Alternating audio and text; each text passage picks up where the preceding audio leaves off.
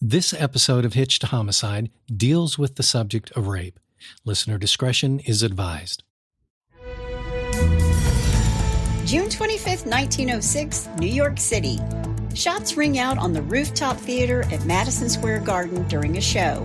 A celebrity architect is dead at the hands of a Pittsburgh heir to a coal and railroad fortune with a smoldering grudge, a fixation that looked like devotion until it didn't. But this isn't just a story about a famous murder. It's a story about how a girl becomes a symbol, how trauma becomes currency, how a courtroom can turn a survivor into an exhibit, and how the world will argue over a woman's choices for more than a century while quietly ignoring the cages built around her. This is Harry Thaw, Stanford White, and Evelyn Nesbit, the girl in the red velvet swing. Hey, y'all, I'm Chris Calvert. And I'm her husband, Rob Pottle. Welcome to Hitched to Homicide. For better or worse. Till death do us part.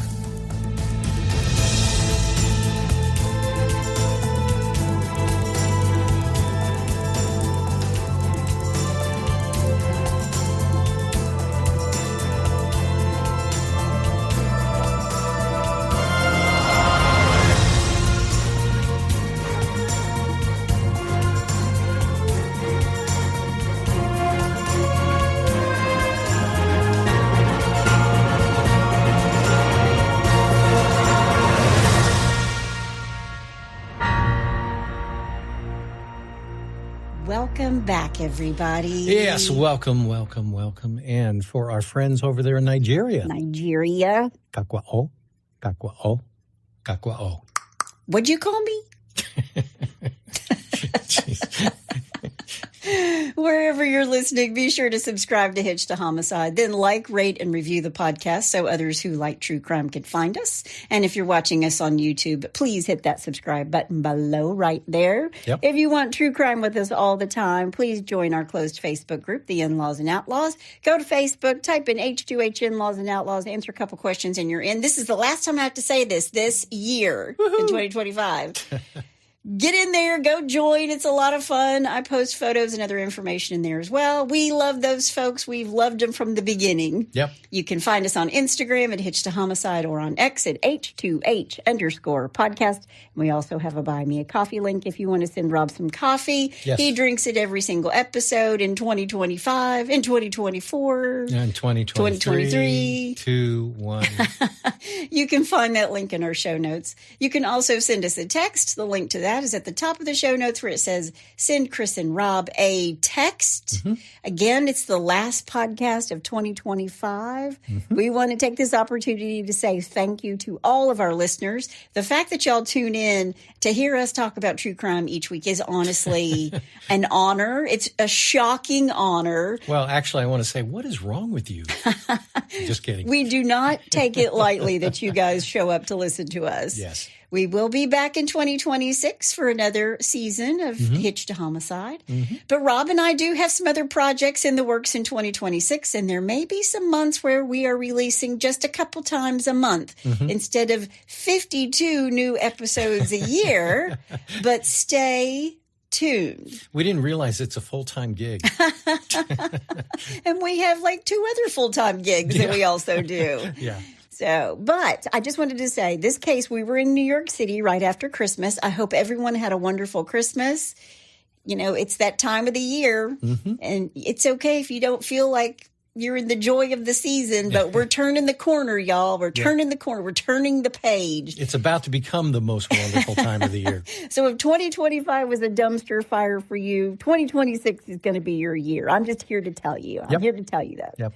But we were in New York City between Christmas and the New Year. And this case is so intriguing to me because it happened in New York City. And the more I looked into it, the more information I was able to dig up. It's really something. And you know I love the old cases, and this is an old one. Okay. Before we get started, let me thank some sources: Wikipedia, EBSCO database, Encore Theatrical Company, Reddit, Vice.com, Find a Grave, Famous Trials, PBS, The Project Gutenberg, among many others. Or any of it. Or any others. Yeah. So go to the show notes for all of the sources that I use. All right. Well, you ready? I am. Let's do it. Florence Evelyn Nesbit was born on Christmas Day, 1884, just outside of Pittsburgh. She is the daughter and oldest child of a moderately wealthy and influential attorney, Winfield Scott Nesbit. By the way, great names again. I'm just going to tell you, great names. Well, yes, my name is Winfield. Oh, no, it's going to get better. Just wait. All right. Cool. When her father passed away in 1893, he left these large debts in her family, and the family suddenly became destitute. And for years, they actually lived in poverty. But in 1900, when Evelyn turned 16, her copper-colored hair, Rob. It used to be. She's a redhead, and adolescent beauty became noticed by local artists. And she earned money for the family by posing as a model. Okay. Soon, she was the family's only breadwinner. Oh, wow.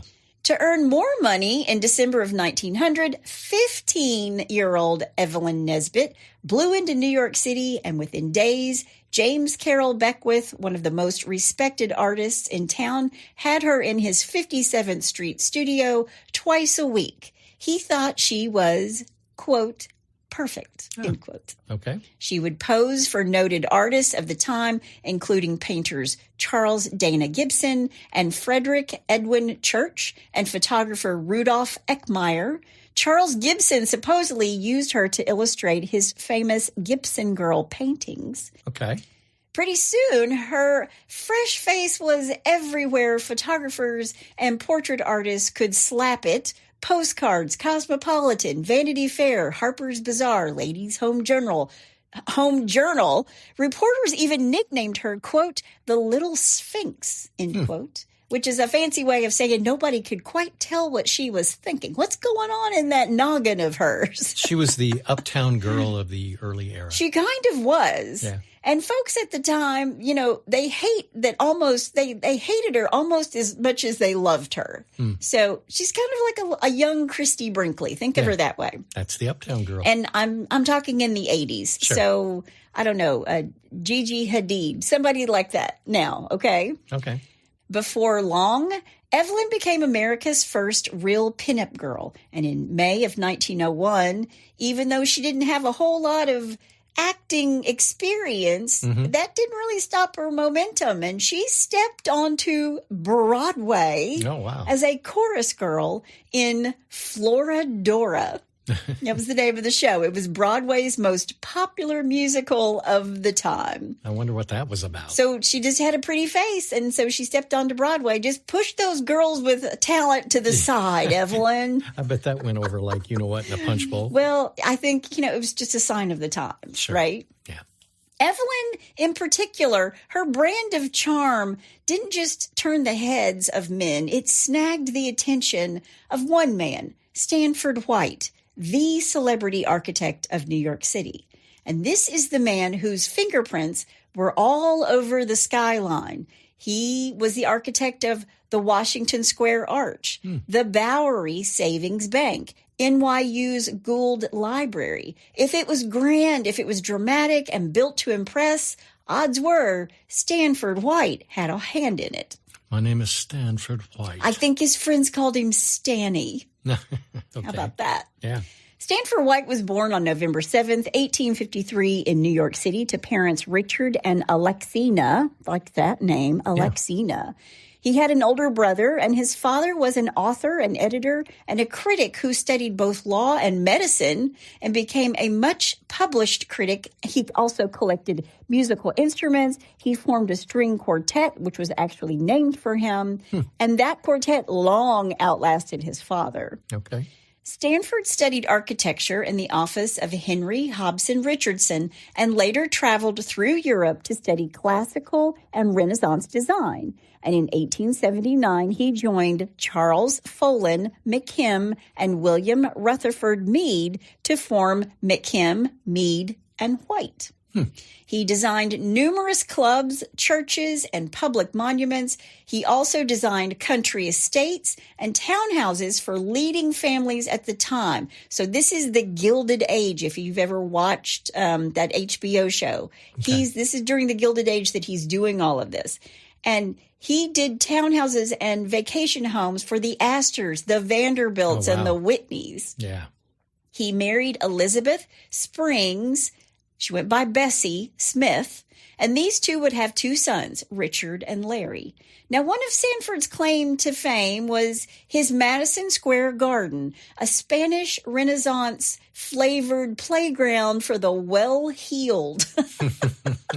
So it's not the Madison Square Garden that we think of today, right, where the Knicks play. Right. It was at the same location, but I will post pictures of it. But it was just a place for the rich people to play around, obviously. Gotcha. But all these rich people just went there to like hang out and do stuff. There were concerts. There were horse shows. They had balls, exhibitions, live theater, the whole Gilded buffet. Was it an outdoor thing or was it a building? It's a building. Yeah. But they also had like an outdoor space on the top. Okay. I'm trying to imagine it in my head. Okay. Well, think about this, and I know you would know this if we were standing there, but Madison Square Garden and across the street is actually Madison Square Garden. It's actually the garden. So right.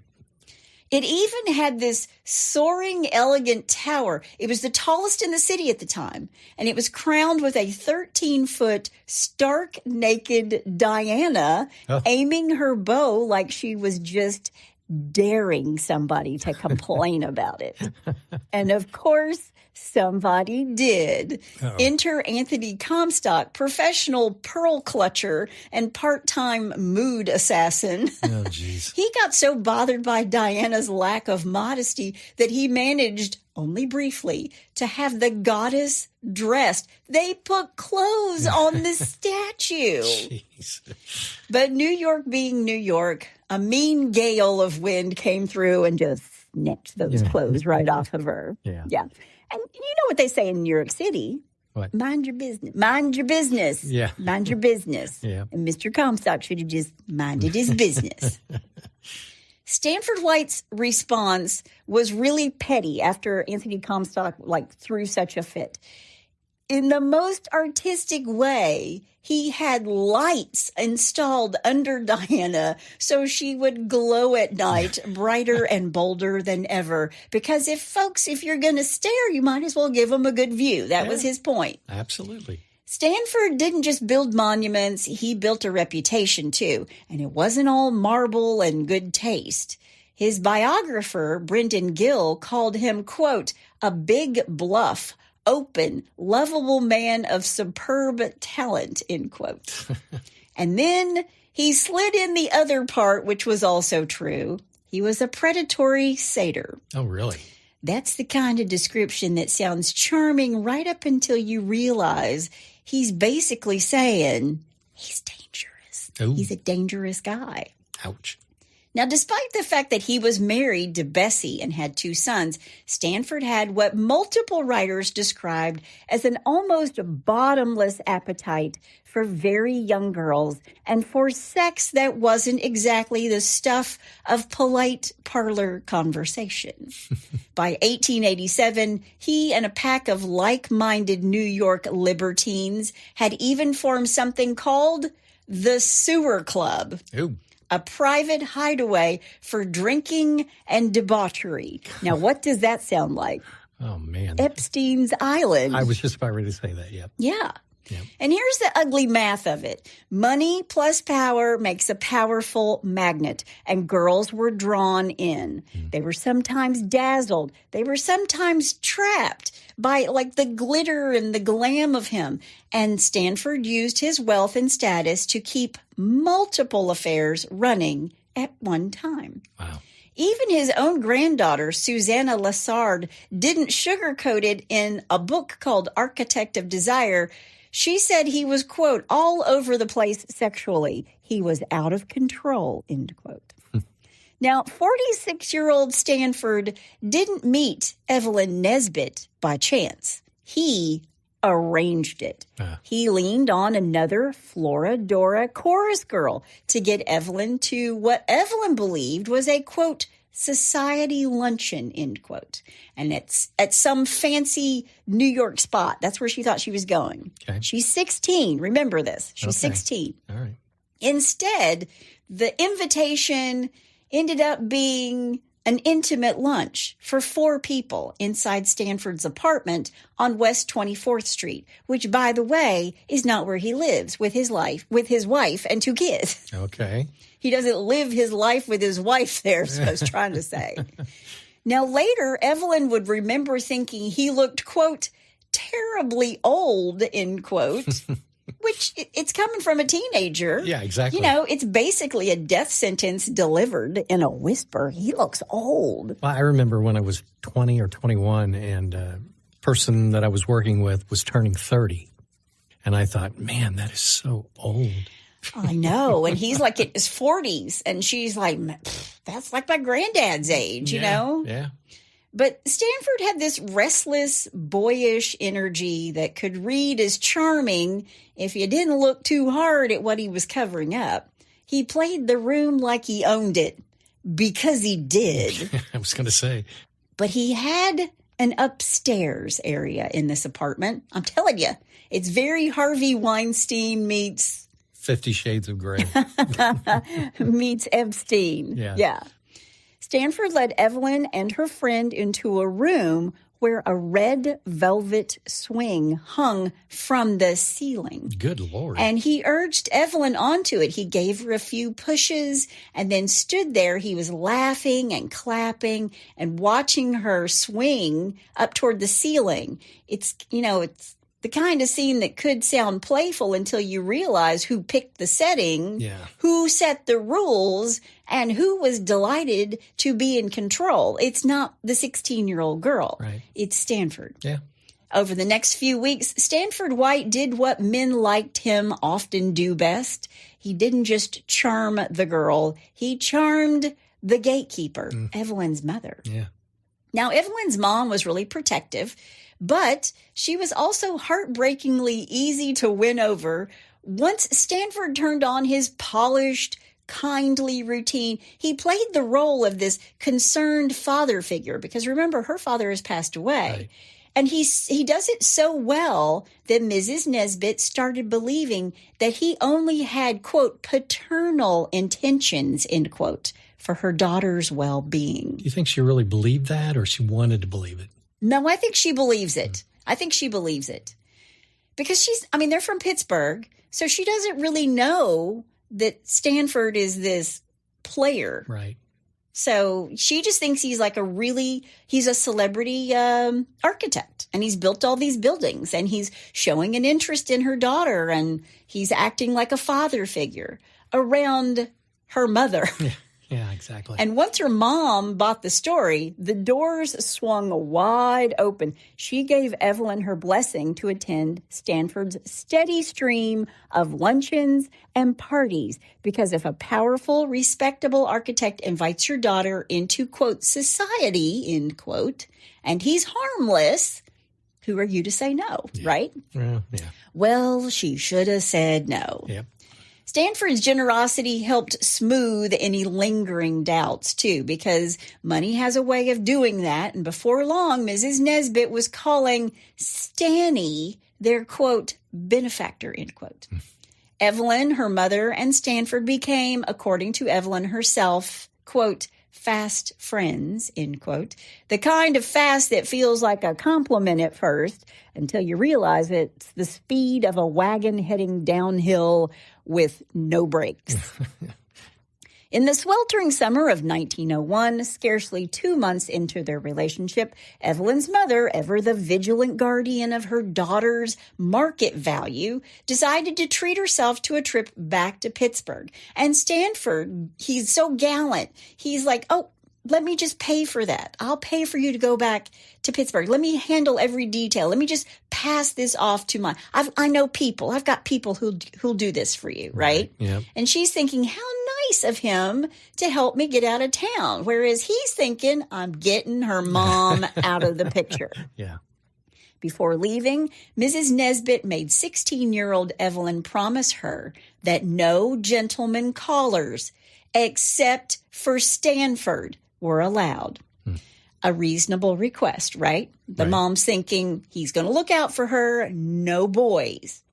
A few days later, a cab summoned by Stanford pulled up to collect Evelyn. She assumed another of his lavish parties was waiting for her. More artists, lots of champagne, this usual glittering crowd. But instead, the cab deposited her at White's private apartment on East 24th Street, a velvet-lined lair tucked behind Madison Square Garden, the cathedral he'd actually built to his own glory. A monument to himself. He chooses this apartment where he can look at his work out the window. What an ego. Yeah. But when she gets there, there were no other guests. And Stanford greets her with, this kind of practiced apology saying, quote, "I'm terribly sorry, kittens." He calls her kittens. "Terribly sorry, kittens. Everyone else declined at the last moment, but we'll manage, won't we?" End quote.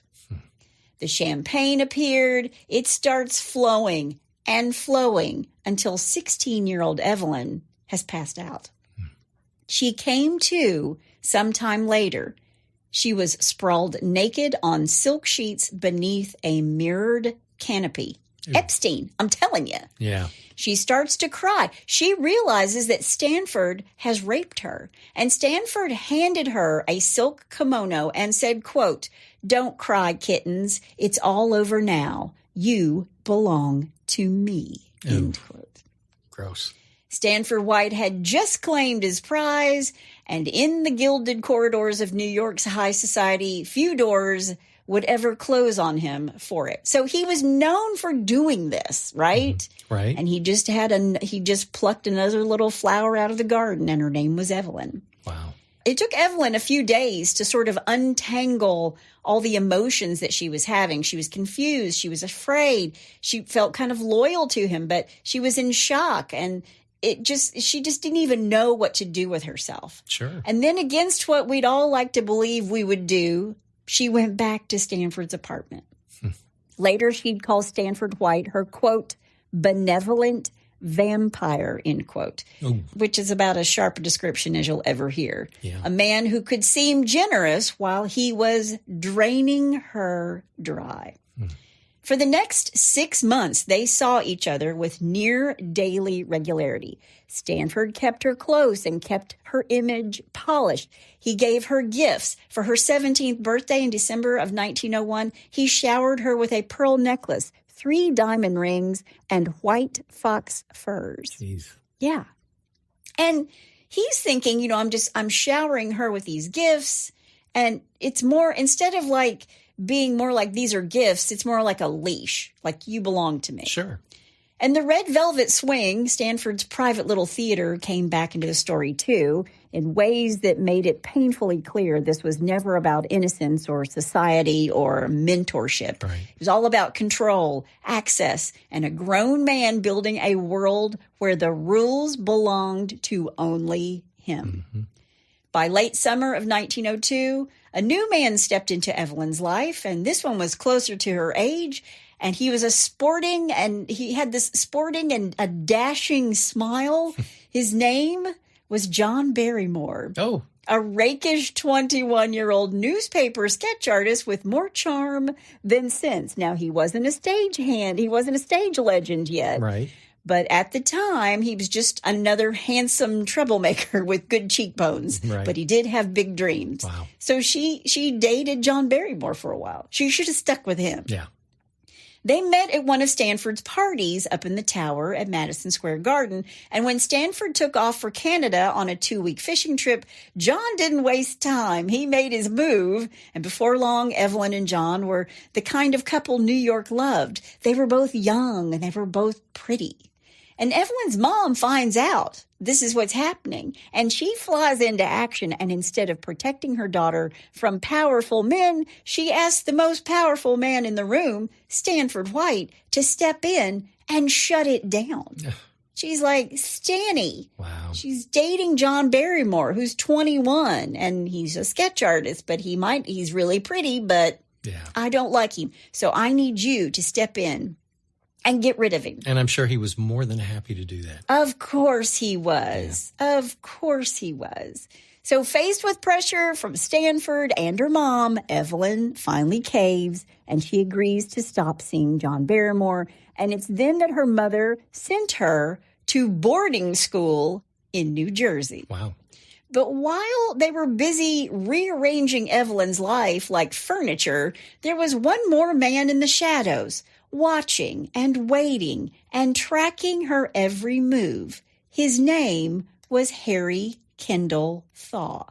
Now, during her run in the Broadway show Wild Rose, Evelyn figured Mr. Monroe, he calls himself Mr. Monroe, was just another member of the everyday parade. He's just like one of the many men that was just smitten with her, who had been to a show that she's in. All right. He showed up to 40 performances of her show. Wow. That's called stalking. And he kept up a steady drip of flowers and letters and offers of, quote, bigger gifts. He asked her out, too. And Evelyn, smart girl that she was, kept turning him down with polite little no's that some men treat like a personal challenge, like Mr. Monroe. But he wasn't just a lovesick admirer. He was actually Harry Kendall Thaw, an eccentric millionaire from Pittsburgh. Harry Thaw was born on February 12, 1871 in Pittsburgh to William and Mary Sibbett Copley Thaw.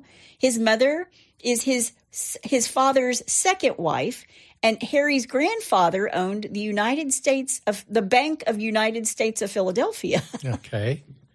Now, by 1842, Harry's father owned steam canal boats on the Pennsylvania and Ohio line.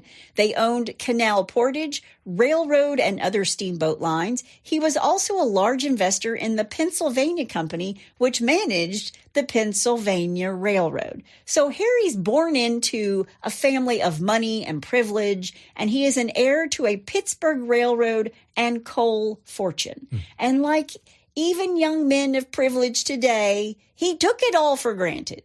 And he plunged himself into a world of drugs, mostly cocaine. If you got expendable income and you don't know what to do with yourself, drugs. Yep. And Harry's fixation his fixation with Evelyn didn't start with romance. It started with rage. He had an obsessive hatred for Stanford White. He was convinced Stanford was blocking him from the New York clubs he wanted into, specifically the Metropolitan Club, the Century Club, the Players Club, and the Knickerbocker Club, which Harry specifically complained that Stanford White blackballed him from. So it's not just that he likes Evelyn. He does like her, and he thinks she's beautiful and obsessed. He likes it even more that Stanford White likes Evelyn. So there's even an account of Harry trying to ride a horse into the Union Club after being turned down. And another source says that his Union League Club membership was revoked after a similar stunt. So Harry's a little volatile, right? Right. Harry cast Stanford as a monster, a so-called predator hiding in plain sight. And he's not wrong. But in Harry's mind, Evelyn wasn't just a woman that he wanted. She was also a symbol, a way to, quote, win a private war against Stanford, end quote. Oh. The things that men will do. Egos. Egos, I tell you. Some of the greatest wars in history have been started over women. It's true. The face that launched 1,000 ships. Yep. In 1902, Mr. Monroe finally managed through an intermediary to arrange a lunch date. And when he met her for the first time at high tea, he didn't just lay it on thick with Evelyn. He laid it on like gravy. He dropped to his knees. He kissed the hem of her dress and declared her, quote, the prettiest girl in New York City, end quote. Okay, well, that's not creepy. It was really theatrical. It was very awkward. It was not even remotely subtle. And then came the grand reveal. After all that persistence, he tells her his true identity with the kind of flourish that is usually reserved for magicians and con men. Okay. I'm Harry Kendall Thaw of Pittsburgh. My family is very important. Okay. Evelyn later joked that he did it with such dramatic pride that even a, quote, disguised Napoleon, in quote, announcing himself to a half-blind exile couldn't have topped the performance. How about that? There you go. In other words, the man didn't just enter a room. He arrived dragging his ego behind him. Picking up dust the whole way. Or as my friend John in Utah says, his ego arrived 10 minutes before he did. There you go. I like that one. Oh, man.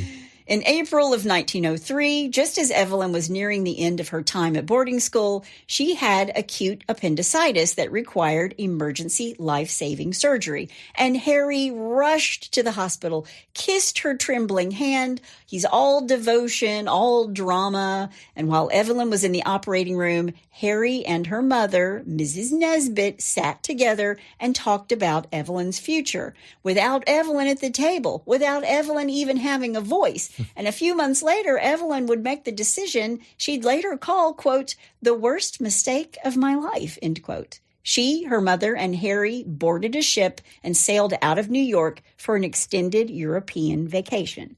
The kind of trip that sounds like an escape, right up until you realize you might be sailing deeper into a trap. Wow.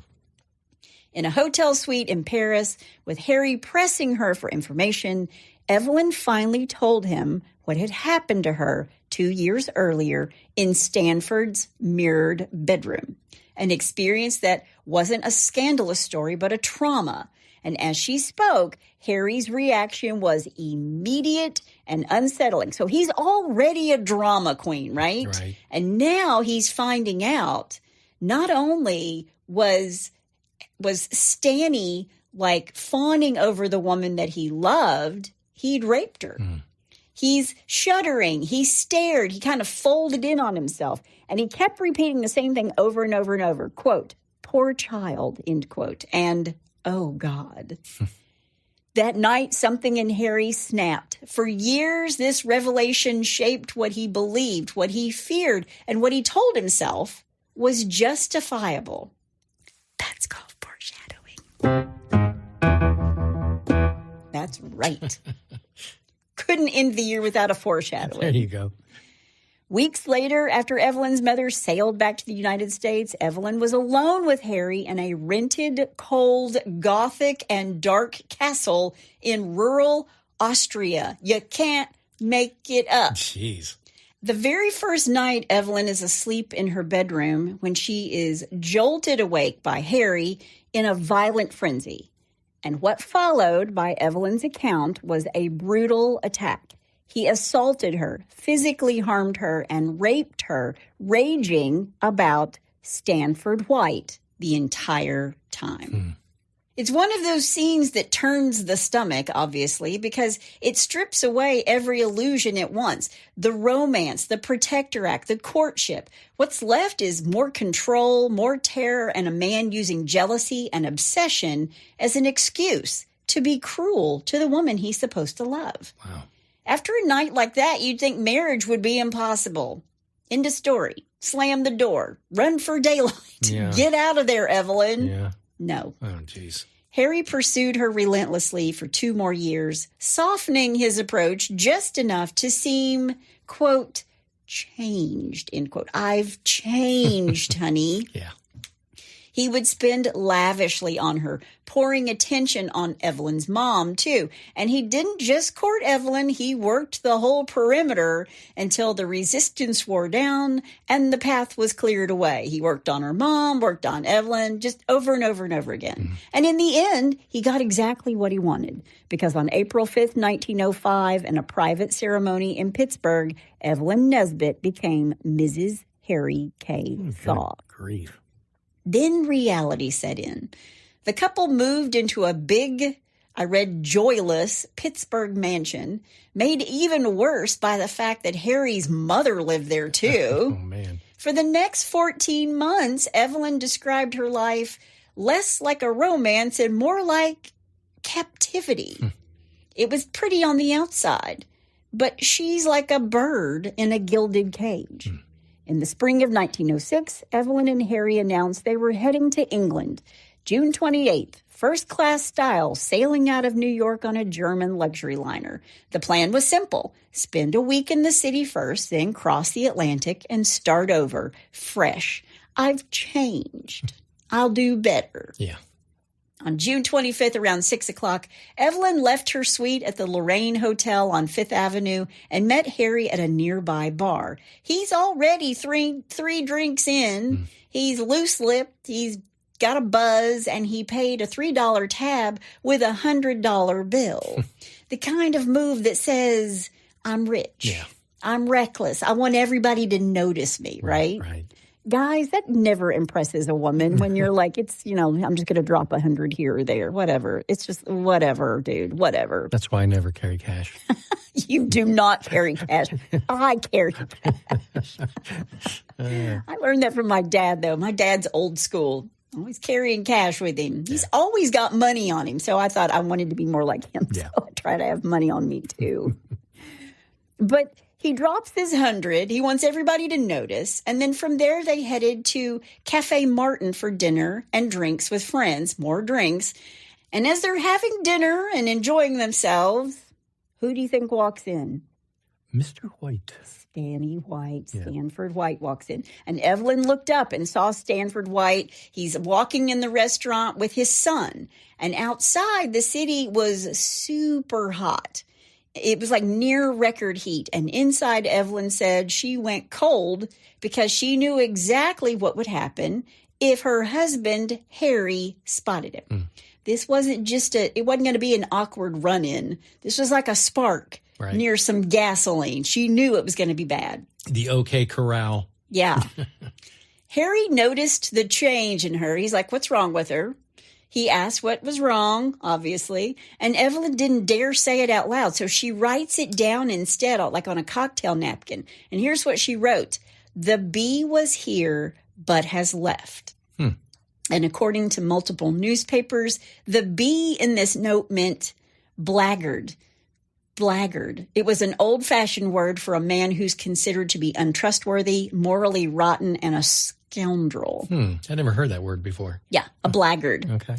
It's the kind of guy you don't let near your money or your reputation or your woman. Sure.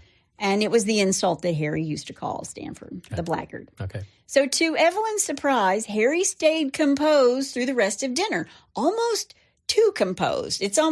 She was almost like, he's scaring me because he's not losing his mind right now. But when they were leaving and he collected his straw hat from the cloakroom, the mask cracked, literally, because he slammed his hat onto his head so hard, he split the brim. Wow. Now, as these two are leaving the restaurant, he tells Evelyn that he'd bought tickets for a new musical, Mam'zelle Champagne, playing at Madison Square Garden's open-air rooftop theater. Now, sometime during the show, Harry catches word that Stanford White was planning on dropping in. And from that moment on, Harry changed. Witnesses later said he started pacing in the back of the theater like a caged tiger, all restless energy and bad intention. Not to mention, it was hot as hell that night, and Harry insisted on wearing a long black overcoat over his tuxedo, over his evening clothes, because he's carrying a gun. Yeah, I was about ready to say that. He refused to take it off throughout dinner and the show. But just before 11, with the show winding down, Stanford strolled in, and he took his usual spot, a little table about 5 rows from the stage. He's just casual as you may play. I own the place. I built this. This is my design. Yep. He's ready to watch the second act of Mam'zelle Champagne, and it's spelled MAM'Zelle. Okay. Mam'zelle Champagne. Right. The finale featured a song called I Could Love a Million Girls, end quote. That's ironic. Yeah. It took Harry a few minutes to really register that Stanford had arrived, but when he finally did, he rose with this strange, dazed, faraway look in his eyes. It was like something inside of him had clicked, and It's just before midnight and the show is almost over. And Evelyn knew what was about to happen immediately. Okay. She urged him to leave. She's like, let's just go. Let's just get out of here. And the two of them started toward the elevator. They're trying to slide out before trouble can start. But Evelyn paused to exchange a few words with a friend. And in that tiny little gap, that little blink of a normal conversation, Harry was gone. Mm. And as the chorus line launched into, I could love 1,000 girls, the rooftop theater got the kind of surprise no ticket booth advertises. A sharp burst of gunfire cracks through the music. Then two more shots right on its heels. Evelyn knew exactly what had happened. She cries out, quote, he shot him, end quote. Oh, gosh. Now, in the chaos, Stanford White's table flips over, and the scene turned from the musical comedy to like Greek tragedy. Mm-hmm. And Harry Thaw, who had been pacing like a man possessed, was suddenly center stage, shouting his reasons like they were well rehearsed, like he had like done it 1,000,000 times in the mirror, that Stanford White had ruined his wife, that he had it coming, and that he had, quote, taken advantage and then abandoned her, end quote. Wow.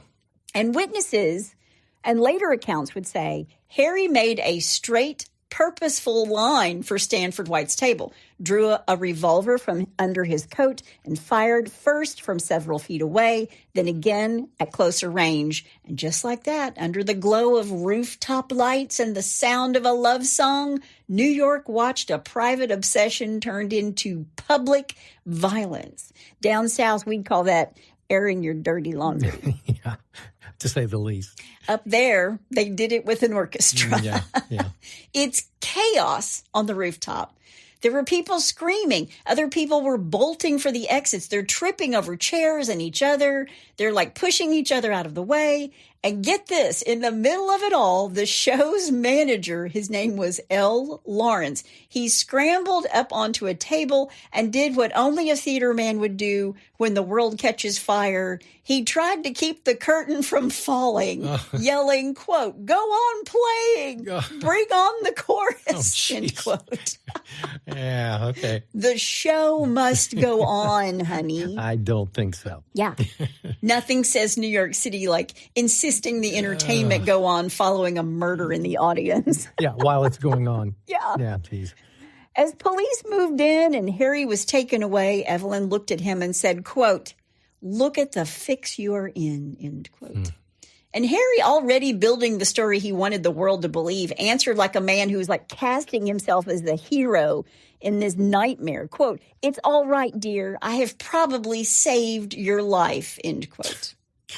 By 3:00 the next morning, Harry Thaw was formally charged with first-degree murder and held without bail. Police marched him out of the station house, over the Bridge of Sighs, and into the Tombs, New York's infamous prison, where he was shut away in a hot, miserable cell. Again, it's June, but it's unseasonably hot in New York in this June. Right. Evelyn, meanwhile, did what she learned to do best. She disappeared. She slipped past the press really effectively. People started calling her, quote, the girl Houdini, end quote, because they could never catch her. And she spent the next 2 nights barricaded at a friend's apartment in the theater district. She was wide awake and rattled. She never slept. Now, outside, New York went feral with speculation on what had happened and why it happened. Everybody had a motive. Right. Everybody had a theory, and the gossip moved faster than the police work. Yeah. And the press portrayed the case as a sensational triangle involving a, quote, great architect, a beautiful chorus girl, and a jealous millionaire, end quote. It's on the front page of all the newspapers across the United States, almost daily. Jeez. And because this was the early 1900s, when tragedy's just another kind of entertainment, Thomas Edison's studio rushed to crank out a film version of the, quote, rooftop murder, end quote, for the Nickelodeons. Really? Yeah. Jeez. I mean, it's like this subject is hot. We're sticking to it. It's a trend. It's like a TikTok trend. We got to get on board. I was about ready to say this is before TikTok, but they had TikTok. Yeah. Nickelodeon. Yeah, it was just called Nickelodeon. Yeah. New York's District Attorney William T. Jerome's first plan was to declare Harry Thaw legally insane and ship him off to an asylum. Why? Well, it would spare the state the cost of a long, messy trial, and on paper, it fit a man who shot someone in front of roughly 1,000 witnesses and then bragged about it like he'd done the city a favor. Yeah. And Harry's original attorney, Louis Delafield, was willing to go along with this, and he figured an insanity plea was the only sure route around the electric chair. But Harry didn't want to be crazy. He wanted to be right. He branded his attorney, Delafield, quote, the traitor, end quote, for even suggesting he take an insanity plea. And within 3 weeks, he fired him. Wow. Harry was itching for a trial, not to repent, but to put New York's high society on the stand and point his finger at what he called a, quote, set of perverts, end quote, preying on young girls. How about that? There you go. In his mind, he wasn't a killer. He was an executioner. Yeah. He was saving these young girls. I mean, Yeah. he's probably not wrong, but at the same time, you can't kill people for it. I was trying to say, his intentions were good. Yeah. The execution, no pun intended. The carry-out was bad. Yeah. Jury selection finally got rolling in January of 1907, and it was a slog because after questioning 600 potential jurors, Jeez. they seated a jury of 12 men. The Thaw family, very proud, very wealthy, and allergic to the stigma of a full insanity defense, pivoted to a more palatable angle with their new legal team. Harry had suffered a, quote, brainstorm, end quote. A brainstorm? A sudden temporary break from reason that they argued could happen to almost any American man under the same strain. Not crazy forever, just, quote, overwhelmed, quote, end quote, at the critical moment. Okay. Just overwhelmed right then, but not crazy. Not crazy. Just crazy in that moment. Yeah. And Stanford had made him crazy. Right. To D.A. Jerome, none of that mattered. He saw a simple case with a simple motive, jealousy. Harry didn't kill Stanford as Evelyn's savior, and William Jerome was determined to crush any attempt to dress it up that way. He even told reporters that if Evelyn tried to paint her husband as a hero, he'd, quote, tear her limb to limb and exhibit the interesting remains triumphantly, end quote. Wow. A vicious bit of courtroom theater in its own right. Yeah, exactly.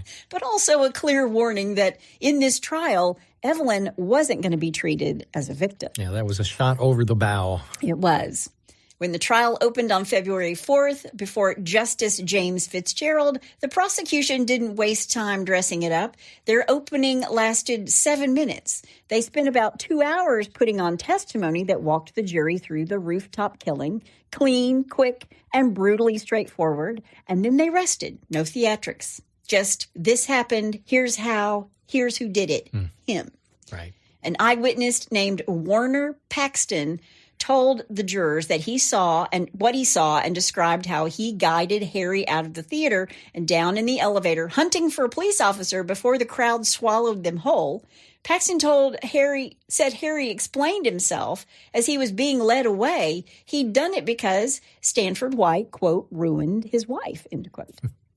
Evelyn, according to the testimony, answered with something close to, in like weary disbelief, yes, Harry, but look at the fix you're in now. And Harry shot back that he had, quote, probably saved her life, end quote. So it wasn't just her that said this. It's this eyewitness, this Paxton guy who's like shoving him down the elevator. Right.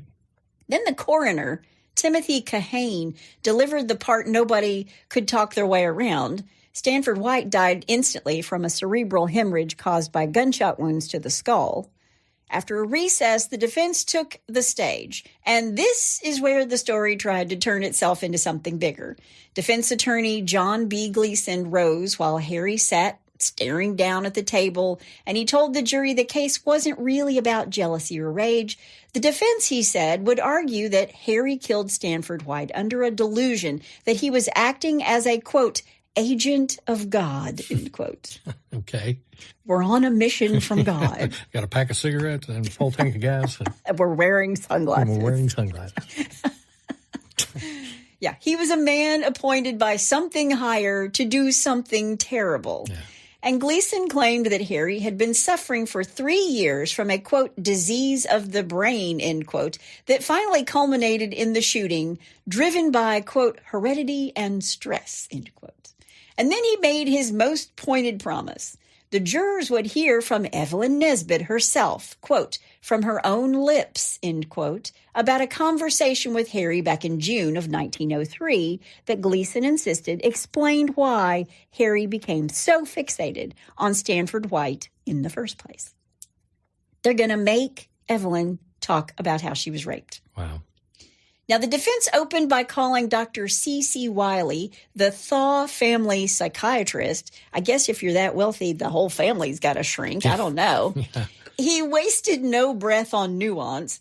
He told the court that the killing was, quote, the act of an insane man, end quote, and he pointed to Harry's line that he had given to Evelyn right after the shooting, I probably saved your life, as proof of a delusion so strong it sounded to him like a mission from God.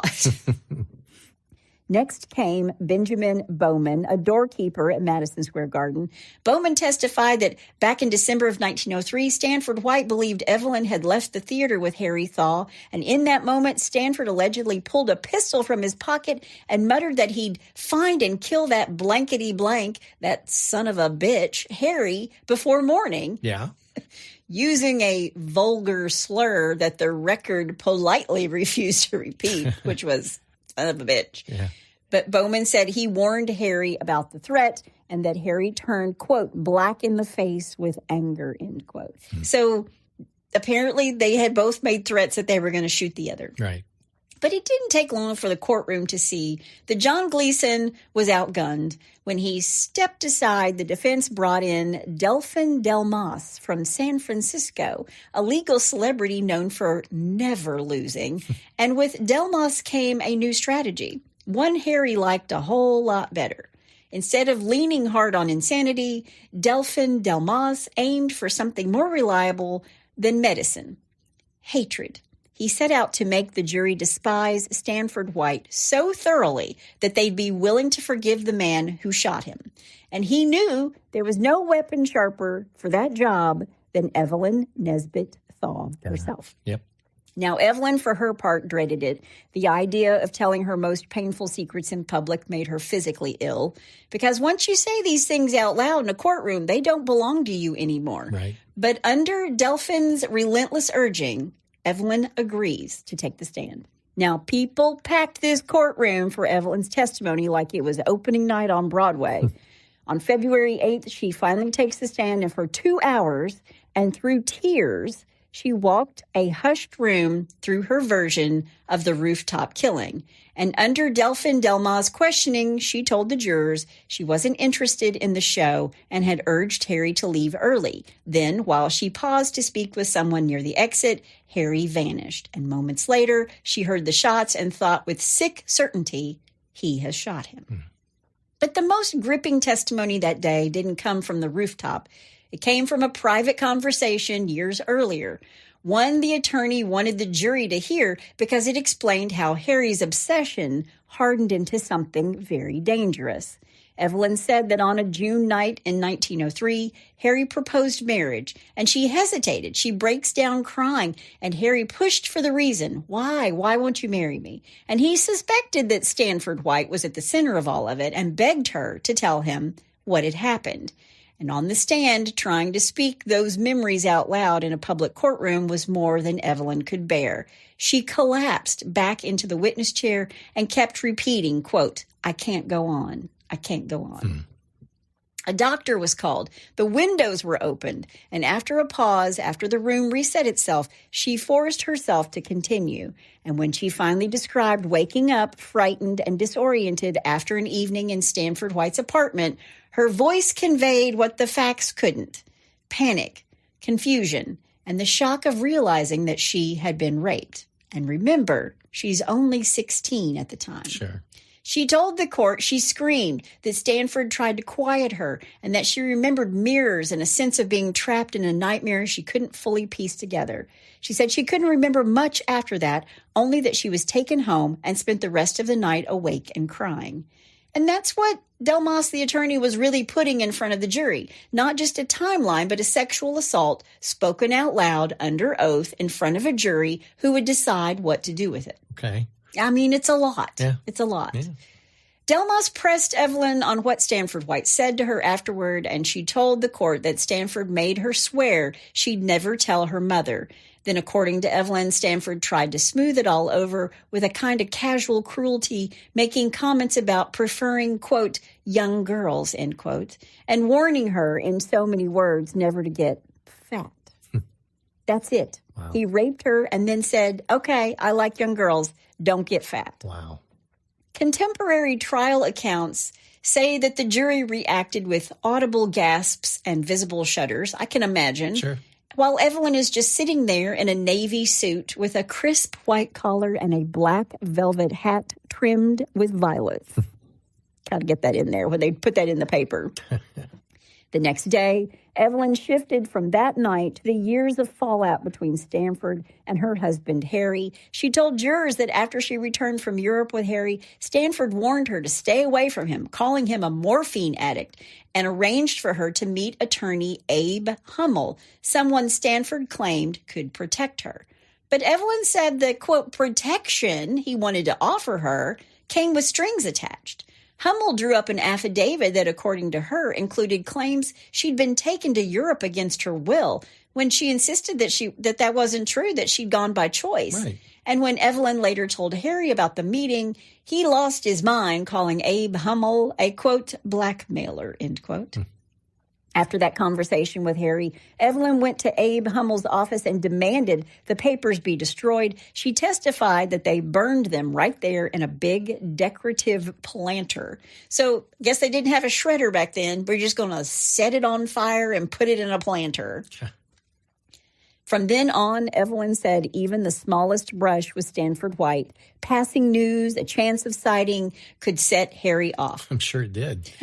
He, quote, bit his nails and looked excited, end quote, because by that point, this wasn't just a grudge. It was a fuse that stayed lit. Harry was always looking for a way to get at Stanford. I can go off at any time. It's true.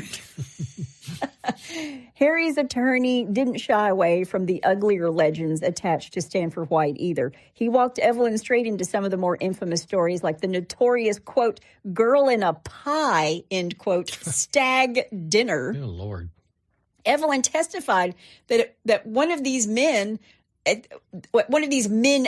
parties, a very young girl who was around 15 was placed inside an oversized pie, and when it was opened, she popped out as birds flew loose around the room. Well, that's when you have way too much money. Absolutely. Good Lord. Evelyn told the court she later confronted Stanford about rumors of what had happened to that little girl afterward, that he'd raped her too. And according to her, Stanford laughed at her. But then the prosecution came for Evelyn. On cross-examination, District Attorney Jerome wasn't trying to clarify facts. He was trying to stain Evelyn. He pushed a string of insinuations meant to paint her as immoral, that she posed nude, that she behaved unruly, that she'd gone off alone with men in ways that would make the jury clutch their pearls, like setting off alone with a man on a yacht. Ooh. Evelyn denied posing nude for any painter or photographer, and she denied the more sensational claims outright. Her face was flushing. These questions keep firing at her because she's absolutely humiliated. Sure. And that was part of the strategy. Right. Jerome also pressed her on something darker, whether she understood before her conversation with Harry in Paris that sexual involvement with an older married man was wrong. Did you know you were doing wrong, Evelyn, when he plied you with champagne and then raped you while you were unconscious? I mean, seriously, that's what he's saying. Oh, man. Yeah, wow. Yeah. She said she knew it was, quote, indelicate and vulgar, end quote, but she didn't fully grasp the wrongness of it until later. She admitted she eventually felt hostility towards Stanford for certain things he'd done, but resisted labeling him as somebody that she openly hated. So she never said, I hate him, he's horrible, he's a monster. Yeah. Because then she said something that really stunned the room. Despite everything, she described Stanford White as a, quote, grand man, good and kind to her in many ways. And she acknowledged that for a stretch, he financially supported her and her mother when they had nothing. Yeah, right. She even recalled telling Harry that he was the one who had financially helped them out. And when she tells him this, Harry twists it into another warning, saying, yeah, if it weren't for me, that's why you need to listen to me and you need to do what I'm saying because I'm the one who helped you. Okay. And it made him even more dangerous Right. by her saying to him, thank you for all of this. Right. By all accounts, it was a brutal day on the stand. Evelyn's testimony didn't come out clean and triumphant, came out ragged. Her voice was shaking because the courtroom wasn't asking her what happened. It was putting her on trial for surviving it. And we call this victim shaming, y'all. Yeah. Don't shame the victim. Right. The defense kept stacking bricks onto this story that they wanted the jury to live inside. And first they brought in an affidavit from Reverend Anthony Comstock. He's the guy who wanted to put clothes on the Diana. Oh, man. He was New York's loudest self-appointed watchdog of public morality. Anthony Comstock claimed that just weeks before the shooting, Harry was frantic and wild-eyed, insisting Stanford, quote, must be stopped at once, end quote. And the defense also introduced a letter Harry sent Anthony describing Stanford's West 24th Street studio as a place, quote, consecrated to debauchery, end quote. Okay. Where workmen supposedly heard women screaming. Harry didn't just write it, he illustrated it too, sketching the red velvet swing and the mirrored bedroom. Wow. Before he sent it to Comstock. Okay. Then psychiatrist Dr. Charles Wagner took the stand to support the temporary insanity angle, and Wagner testified Harry acted on a, quote, sudden impulse, end quote, claiming he had no clear intention to kill Stanford White until the moment he fired. He told the jury Harry framed Stanford as a, quote, foul creature, end quote, said he wanted to bring him to trial and portrayed the shooting as something God basically handled for him. Jeez. Wagner also said Harry claimed he only carried a gun out of fear of, quote, thugs, end quote, he believed were hired agents of Stanford White. So Harry's a little paranoid on top of everything else. Yeah. Well, I'm sure the cocaine had something to do with that. Probably. Yeah. Finally, the defense called its last witness, Mrs. William Thaw, Harry's mother. She painted a picture of a son in an emotional tailspin, blaming Stanford again and again, calling him, quote, the worst man in New York, and claiming he had ruined her son's life. She told jurors Harry had spent countless nights awake and sobbing, consumed by the obsession. Well, I think there's something else wrong with him if he's doing this every night. Exactly. And when Mrs. Thaw stepped down, Delphi Delmas, the attorney for the defense, said, quote, the defense rests. Then the whole case took a hard turn left. Up to that point, the defense had been selling the jury on temporary insanity, an instant of madness, a sudden brainstorm, a man not fully in control at the critical moment. But the DA, William Jerome, started to suspect it was working. And if the jury believed it, a death verdict was slipping through his fingers. Mm-hmm. So the prosecution did something that shocked the courtroom. It flipped the script and began arguing that Harry Thaw wasn't just temporarily unhinged, he was insane then and now. Oh, wow. And to do it, Jerome introduced what reporters called the most startling exhibit ever marched into a New York courtroom. Evelyn's October 1903 affidavit from Abe Hummel's office, paperwork originally prepared for Evelyn Nesbit versus Harry K. Thaw. And the document described a night in an Austrian castle in which, according to the affidavit, Harry came at her in a violent rage, wielding a whip, choking and beating her, and continuing until she was immobilized. The affidavit also alleged he offered no excuse afterward, and it accused him of cocaine use. Wow. And Jerome didn't stop with the document. He brought in a string of, quote, alienists, end quote, which is what they called psychiatrists at the time, who told the court that Harry was still dangerously insane. And the whole time this is happening, the defense attorney, Delphi Delmas, is objecting. I object. And the DA, Jerome, dug in his heels and argued he could legally press both ideas at once, that Harry was a paranoid man who understood what he was doing in a technical sense, yet was still insane in a broader clinical one. He even floated the idea of appointing a, quote, lunacy commission, end quote, to examine Harry formally. Let's get in his brain. Yeah. Harry's attorney opposed it, seeing exactly where this was going to lead. And DA Jerome then quoted an affidavit from alienist Dr. Carlos McDonald, who said Harry Thaw suffered from paranoia he likely would not recover from, and that releasing him would endanger public peace and safety. A few days later, on March 26th, Justice Fitzgerald made it official. He appointed a commission of independent psychiatric experts to evaluate Harry Kendall Thaw and report back on whether or not he was crazy. Is he sane or insane? Wow. And the commission started by putting Harry through this full workup, mind and body. They did this all behind closed doors. And whatever they asked him and whatever he answered never made it into the public record. But after he appeared, Evelyn told reporters Harry was upbeat and convinced the commission would rule in his favor. And on April 4th, that's exactly what happened. The commission announced it found no present sign of insanity, nothing in Harry's speech, behavior, or physical condition that suggested he was mentally unfit. In plain terms, they concluded Harry K. Thaw was sane, not, quote, idiotic, not imbecilic, not lunatic, not insane. Harry and his team are delighted. And Harry even crowed that this was what he expected. He was, quote, as sane as any man on earth, end quote. He's saying this to the press. Wow.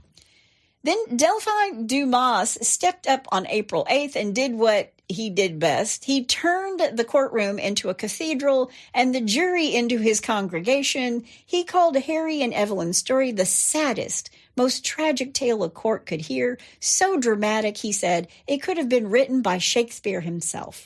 He painted Stanford White as an evil genius who lured Evelyn into his den under the promise of protection, then committed a moral horror that he argued stained the human heart. He told jurors to imagine Evelyn's cry disappearing into the dark city and insisted that God would have heard it.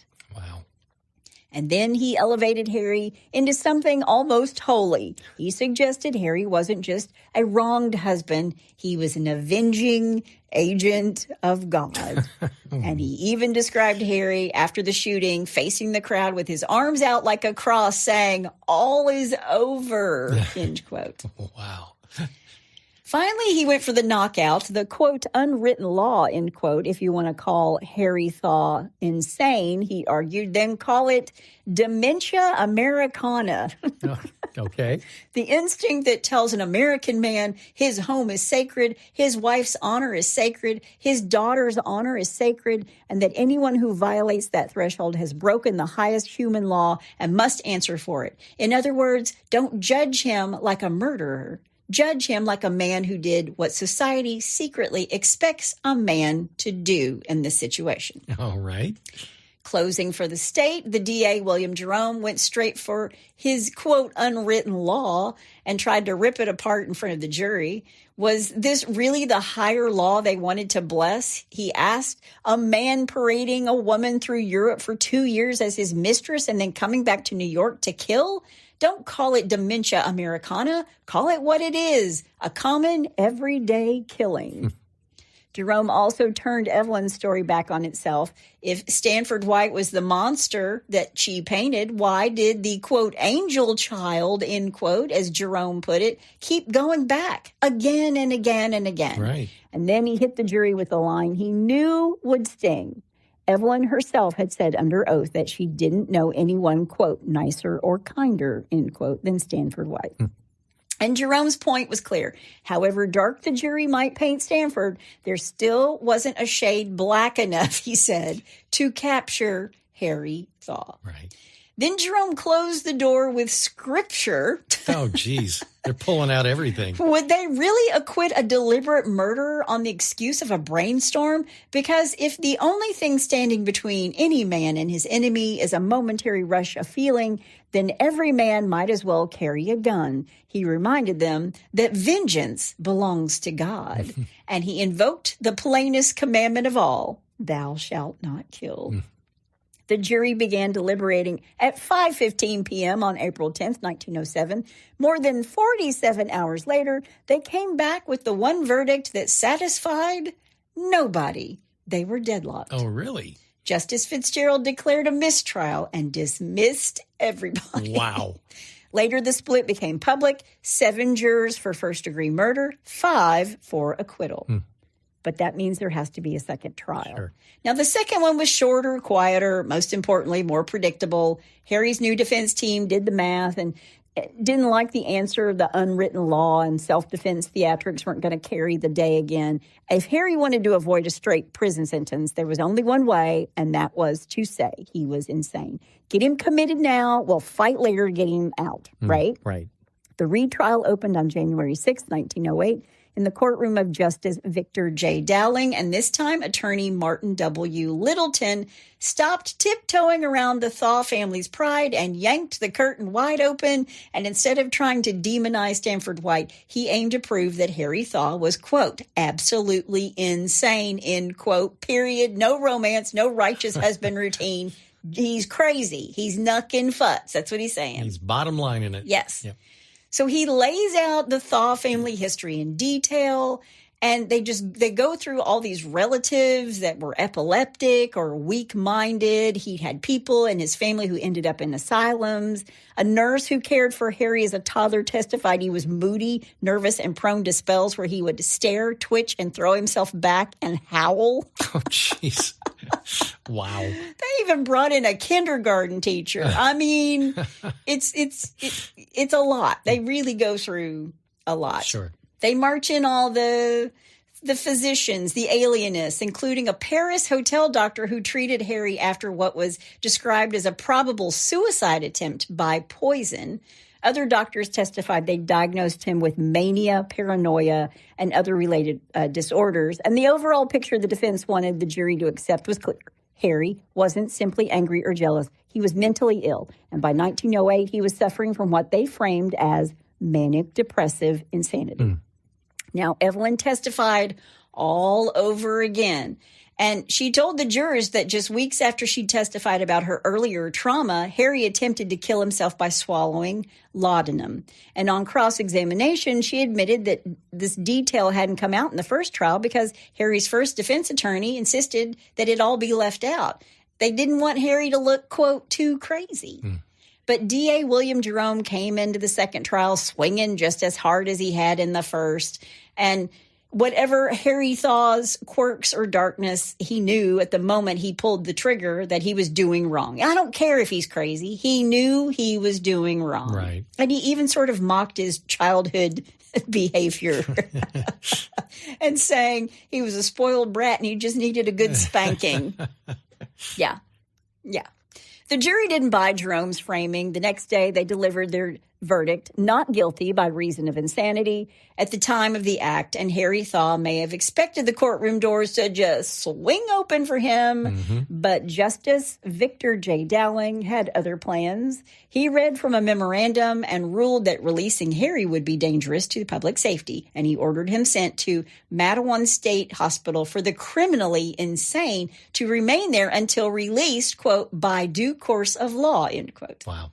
And Harry was furious because he was like, I'm not guilty. And they're like, that doesn't mean you get to go home. Yeah, you can't stay here, but you got to go home. Right. So when Harry goes to this hospital for the criminally insane, he's not kept in isolation while he's there. And Evelyn and Harry can have conjugal visits. Really? And they have one in 1910, and 9 months later, in October of 1910, their only child, Russell William Thaw, was born in Berlin, Germany. But I will tell you that even though these two had conjugal visits, Harry denied paternity, and the Thaw family disputed it as well and did not recognize this boy as part of their family. Oh, wow. Also, the Thaw family supported Evelyn financially during the first and second trial, but on the condition that she was helpful to Harry's case. And there were reports that she was promised anywhere from $25,000 to $1 million if the case ended in Harry's favor. But according to Evelyn's side of the family, she only received around $25,000. And after he was committed to the mental hospital, they cut her off. Wow. Meanwhile, as Harry is in and out of mental institutions, he would even escape and be recaptured, but he would never face another criminal conviction for Stanford White's murder. 7 years later, in June of 1915, another New York jury was convened to decide whether Harry was sane enough to be released, and this time Evelyn was done being the centerpiece. She offered zero testimony, and according to accounts, she kept herself near the Canadian border. So if they came to her and if they subpoenaed her, she could just slip across the border. Just jump over the line. Yeah. Harry testified for more than 5 hours, and when asked why he waited 3 years to kill Stanford White, he gave an answer that was chilling in its emptiness.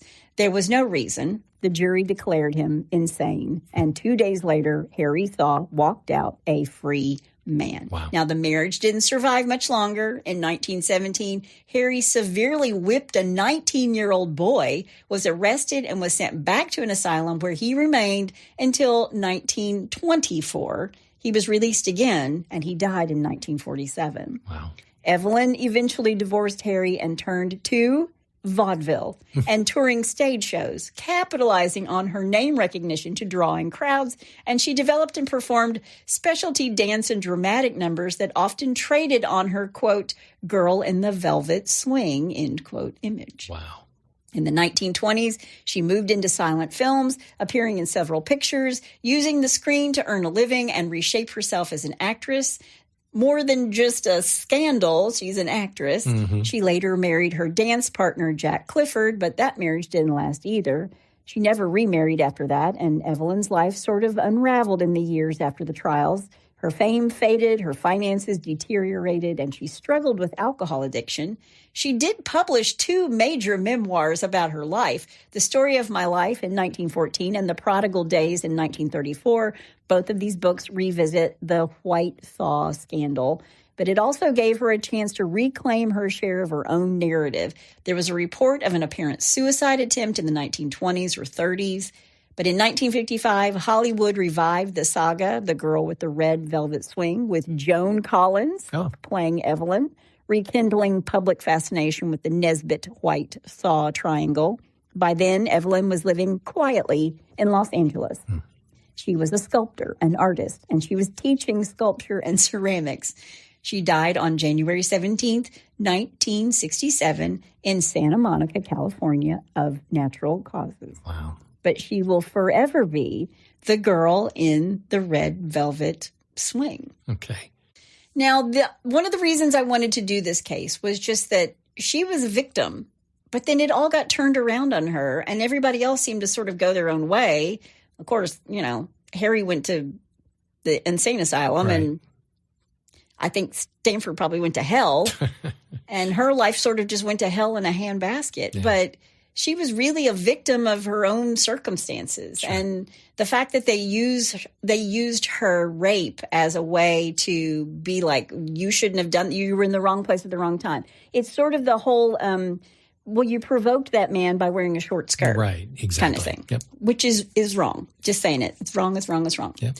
But that is the story of Evelyn Nesbit, the girl in the red velvet swing. And that's all I have to say about that.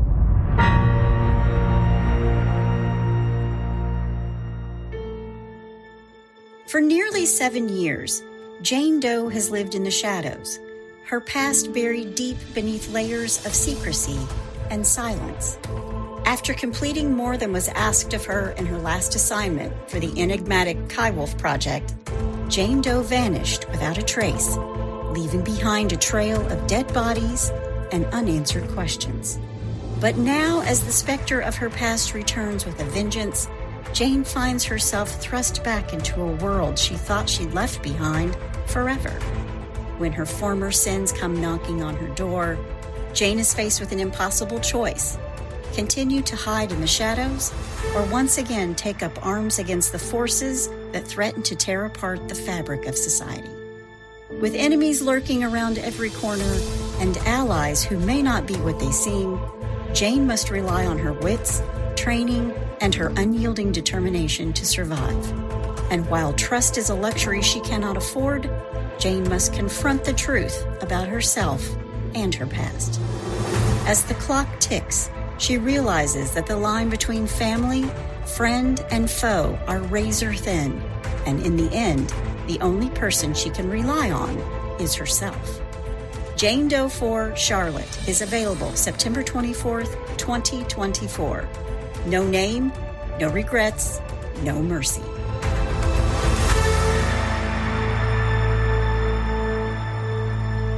All right, here's my take. I've got a couple little things that I was thinking about. Number one, it's sort of the battered wife syndrome. You know, it seemed like that she just couldn't walk away for some reason. Most people, you know, from the outside, myself included, looking at it going, good Lord, why didn't you just get out of there? Right. But, you know, battered wife syndrome. Well, think about this too, though. I mean, he's a very influential man in New York City. She's been a model. She's been on Broadway. It's sort of like the Harvey Weinstein thing. Yeah. You either do this with me and keep your mouth shut, or I'll ruin your career. Sure. So, you know, it's kind of the same thing. And then, you know, she gets involved with Harry, who's jealous of him for not letting him in these clubs. Right. And then he turns around and does the exact same thing to her. Yeah. Well, my second point is that Dumas, is that his name, the attorney? Yeah. I think he should have been on Broadway. For sure. So there's my two takes. Well, he was from San Francisco, so he was from Hollywood. You know, he was around Hollywood. He came from California. I don't know if he was from Hollywood. He was from San Francisco, I believe. Yeah. So, yeah, I mean, he was a California boy. Yeah. Came in all flash and, glitter. Yeah, exactly. All right, well, let's do a little bless you hot. Well, bless your heart. All right, number one, I'm calling... What, you don't believe me? All right. A Transportation Security Administration Office employee out of Tampa Airport is in some hot water after showing up late to work. Okay. Now, being late is not the main issue. It was the excuse that she made up for being late. Taleda Collier claimed she was late to work because of a knife-wielding man tried to burglarize her parents' vehicle. Wow. Yeah, Collier has been in some trouble at the TSA for showing up late for work in her past, so her supervisor asked for the police report. Oh. Yeah, Collier tried to submit a texted version of a police report initially, and then her supervisor asked for an actual printout. She was never able to produce the actual report, and a little bit of investigation proved that the image she texted was forged. The name and number of the officer was looked into, and her parents had no idea what investigators were talking about when they asked about the vehicle break-in. She was arrested on charges of criminal use of a personal ID and uttering false documents. I thought you were going to say it said on the document that the police officer who wrote up the report was Barney Fife or something like that. I was waiting for that. Could have been. All right, number two, pay no attention to those tags. Okay. Oh, gosh. Okay. A 23-year-old woman in Orlando was arrested for stealing armfuls of clothes from a Tommy Hilfiger store. Okay. Yeah. Ramaya Johnson and a female accomplice fled through an emergency exit of a Tommy Hilfiger store with tons of clothing and hopped into a waiting getaway vehicle. Cops were able to track down the vehicle used to get away and found Johnson, the accomplice, and bags full of merchandise that were Tommy Hilfiger.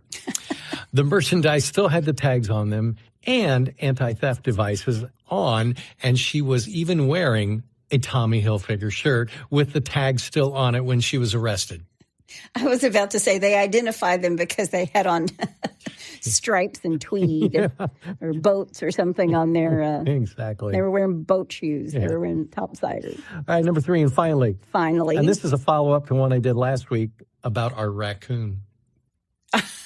Okay. Taking repeat offender to a whole new level. Okay. Okay. According to a Hanover County Animal Protection and Shelter statement, the raccoon that we talked about last week was passed out intoxicated in the restroom of a liquor store. Right. After securing the drunk raccoon and taking it to a shelter, the animal slept for a few hours, but there were no signs of injury other than maybe a hangover and poor life choices.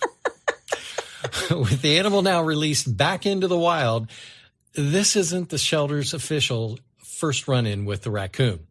What? Yeah. This is not the first time he's been in one of the surrounding buildings, and that's referring to the strip mall in which the ABC store is located. Okay. Supposedly, this is the third break-in he's had. He was in a karate studio, and supposedly he got into the DMV and ate some of their snacks one time. When the raccoon was brought back to the shelter, it napped inside a dog kennel for a couple of hours. And then once the raccoon woke up, it was released back into the surrounding area where the strip mall, that's where the liquor store is located. Now, they didn't relocate him because that's a death sentence for a raccoon if you try to, relocate them. Yeah. But somehow he knew how to get back into the buildings. He's a smart little critter. He's a smart little guy. Yeah. They had him in little raccoon handcuffs. Yeah, with the raccoon now sober and back in his habitat, let's hope he's learned his lesson. But I just say, enjoy your life. I think he's living his best life. And why not? Have a drink or two, especially at the holidays. He ate the snacks at the DMV. No. Took a couple pictures of himself. Got himself a driver's license. Kind of digging the raccoon. I am too. I like him. I like him a lot now. Oh, man. Well, if you have a bless your heart or you know somebody's heart who needs blessing, all you have to do is go to hitchtohomicide.com. When you get there, there's a pull-down menu, and while you're there, you can also suggest a case or tell us about your brush with true crime. Yep. For the last time in 2025. Okay. It's my amazing husband out there. And that's my beautiful bride in the booth. Join us next time, next year. Yes, please. On Hitch to Homicide. Bye, y'all.